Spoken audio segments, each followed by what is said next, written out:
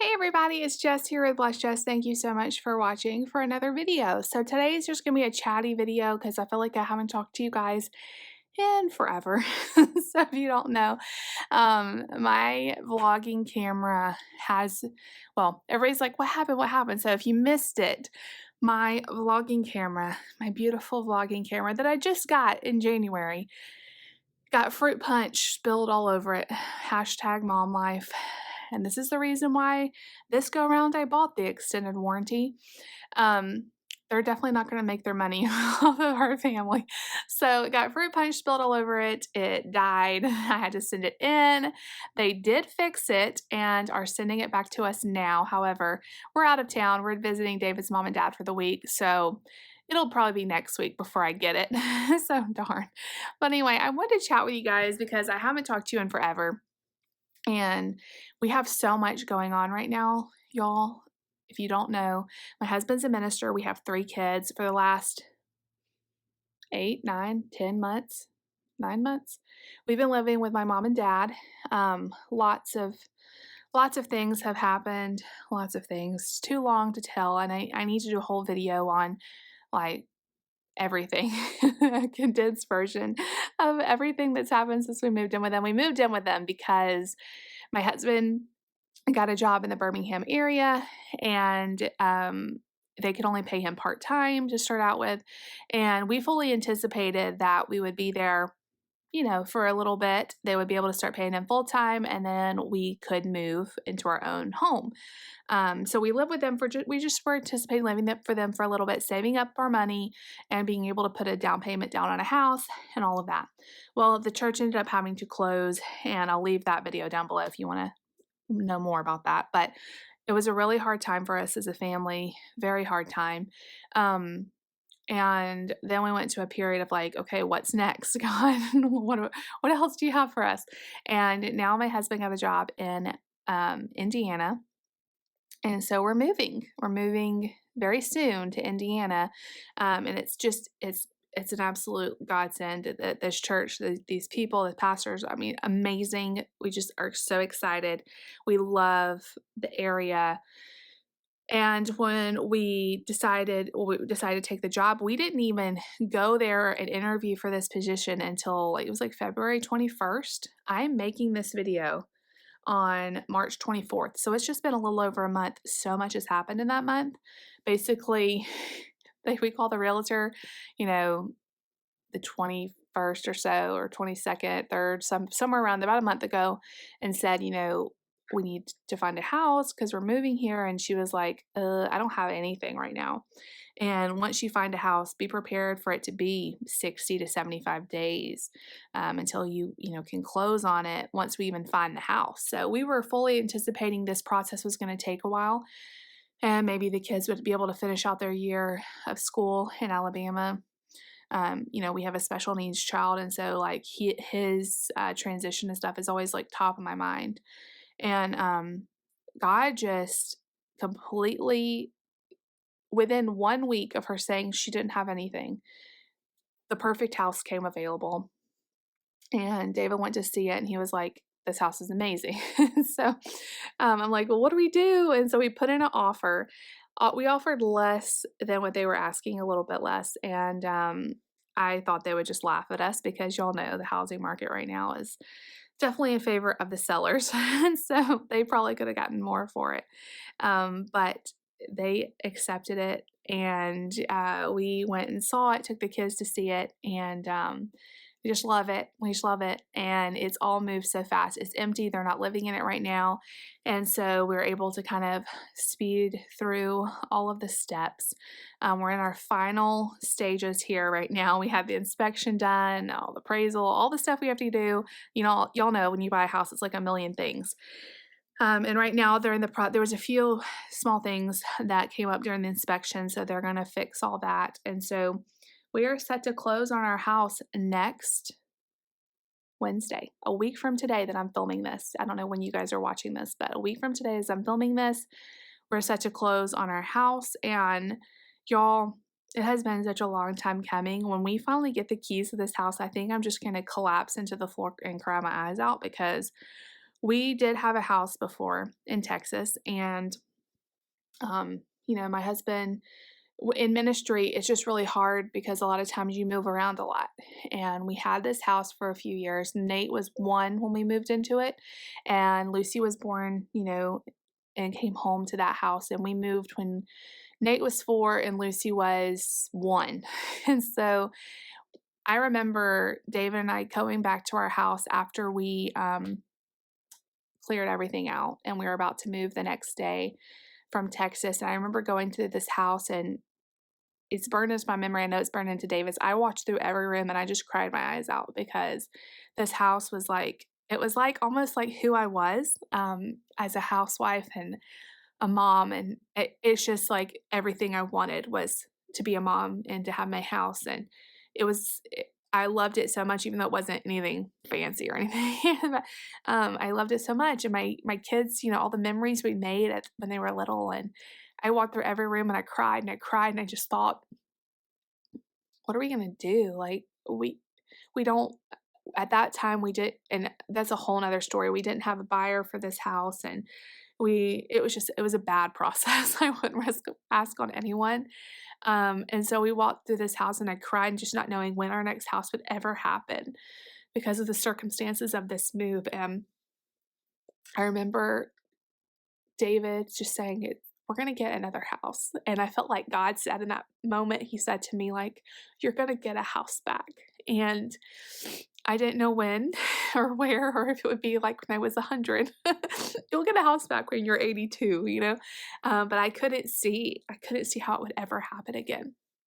And so after that, we did a lot of apartments, and y'all know, if you've been around a long time, the struggle we had with our special needs child, Nate, in an apartment, jumping and jumping, and we had complaint after complaint. It was so stressful, and the rent goes up every year because you're living in an apartment. And I just dreamed of having a house again, and I couldn't ever see it happening.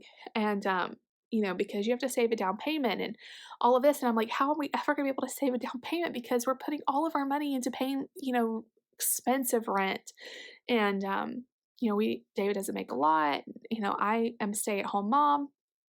And so, through this process of us living with my mom and dad, we've been able to save up our money. And, even though it was hard to not have a home, my parents were so gracious and loving to us to let us stay with them. And we were able to save up not a lot, we were able to save up a little bit of money. And, we got this house, and I just keep like pinching myself because I can't believe it's really going to be our house. And it's like God's promises are coming true. And I'm so grateful. I'm so grateful for what we've went through, because if we hadn't gone through this, I would not be as thankful and as grateful as I am now, and as excited as I am now. I don't take it for granted at all. And so I remember, like, during these last 5 years, it's been 5 years since all of this has happened, and I'm telling you, I wasn't expecting to cry when I was telling you guys this. I wasn't really expecting to go down this road, but I remember watching my friends get houses in the last five years since we've moved, watching my brothers both get a house, and they're younger than me, and I remember kind of feeling sad for a split second when I see someone else get a house, or my brothers, be able to buy a house. And I remember God just saying, don't be jealous. Like, you're just coming. If I will do it for them, I will do it for you.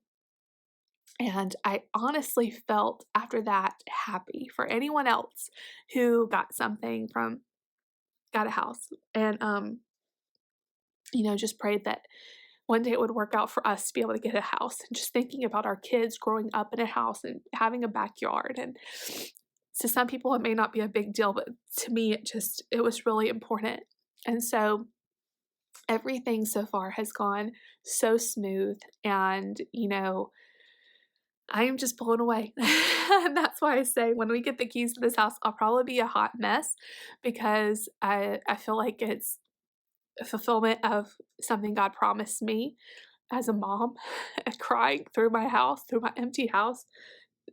And I know He told me one day you're going to get your house back.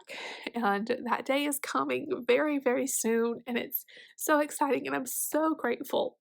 So, lesson to you guys if you have gone through a hard season, maybe it's not a house, maybe you have poor health, maybe your finances are, struggling or whatever it is, like, I'm here to tell you, like, if God does it for somebody else, he can do it for you, and just to trust him and not to get jealous for what other people have, and don't compare yourself or your kids or your house or your car. Just I would have never known that, the reason we went through, not the only reason, but one of the reasons we went through this hard season in 2020 was because we needed to get in order. It had to be the right time for us to be able to get our house and be in the right place. And, it was a hard season to get there, and it's like now we're coming out of this season, and I know we'll still have hard times. I mean, we're promised that we're gonna have, and until we get to heaven, we're gonna have, life is not perfect. But anyway, I just feel so grateful. I just feel so excited, so grateful. So anyway, we're gonna go close on our house next week, and I keep like waiting for them to like say it's delayed, and it could still be, who knows? It hasn't happened yet. But so far, every time we talk to them, they're like, yeah, everything looks good. It's all on schedule. And I'm like, oh my gosh. So the plan is we need to remodel a little bit of Lucy's room. If I don't know if I've told you. I think I've told you all this. Her room was actually like I don't know if it was like a dining area, office area, kind of a room that wasn't meant for a bedroom. So we have to kind of close off one of the walls and put in a door for her to be able to have a bedroom. So as soon as we close on the house, we already have somebody coming in to do that. And as soon as that gets done, we're going to be moving in. Probably the earliest would be the week after Easter.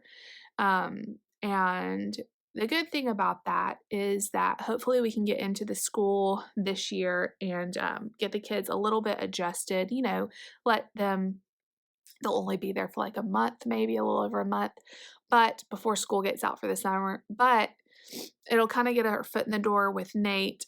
Y'all, moving a kid with an IEP is really hard, and we've done it several times now. He moved from Texas to Alabama, Alabama to Georgia. No, Texas to Georgia, Georgia to Alabama, Alabama to Indiana.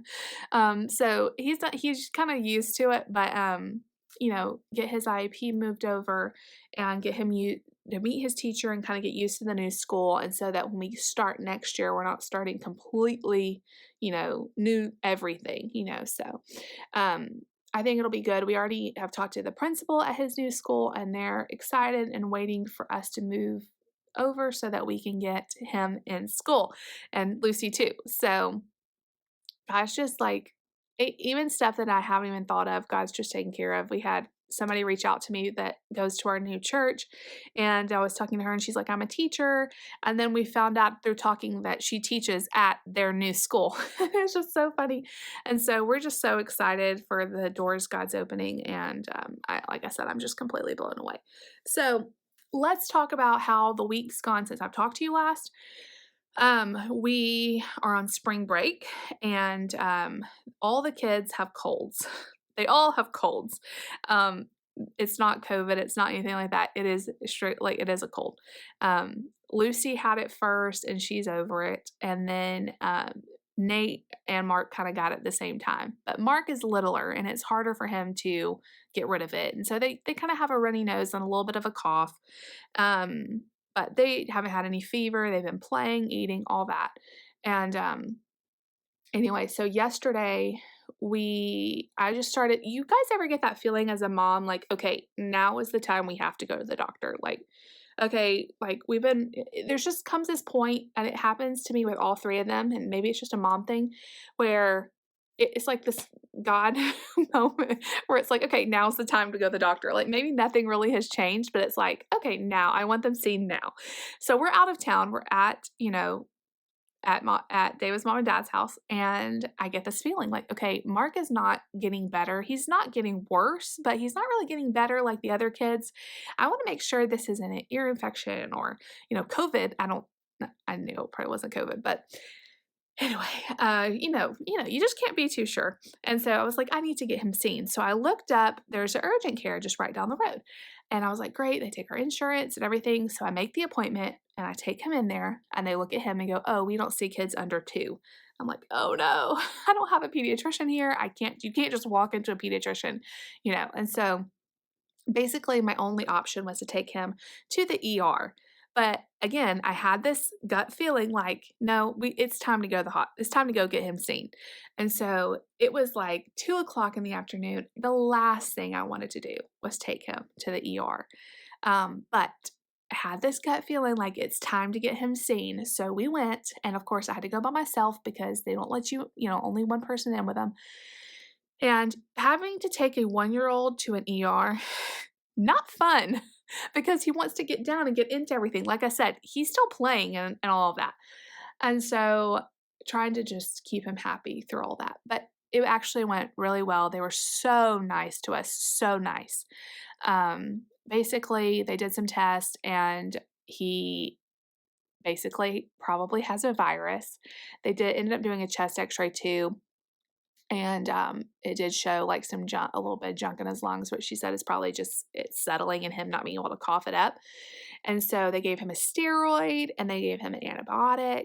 Even though it's viral, she said it couldn't hurt and it would help anything that was settling to kind of get out of there.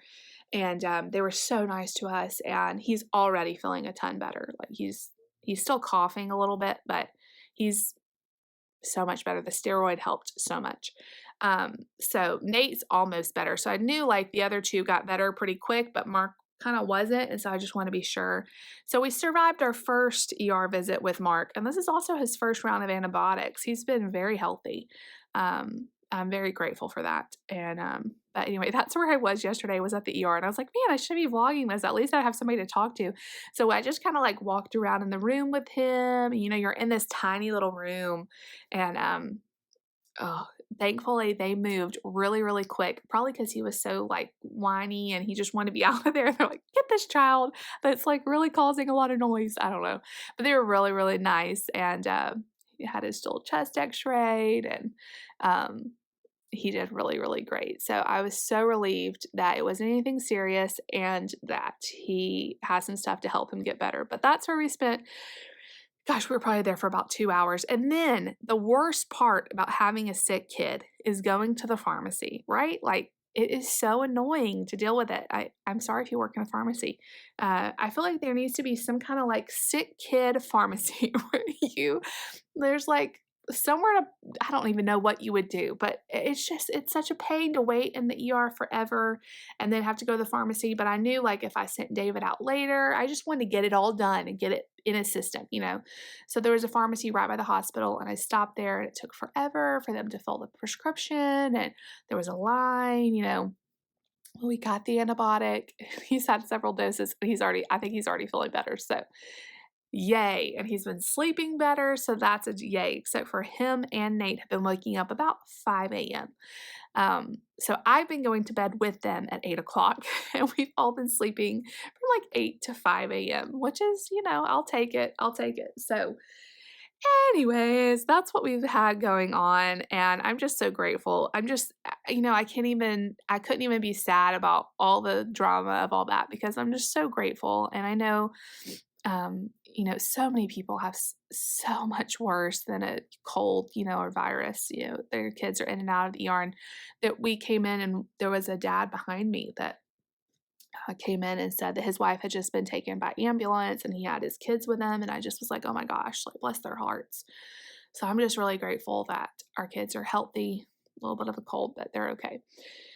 So anyway, if you guys have any questions about the move or anything, let me know in the comments. I feel like I kind of lose track on what I've told y'all and what I've told other people, or yeah, it's all just such a whirlwind.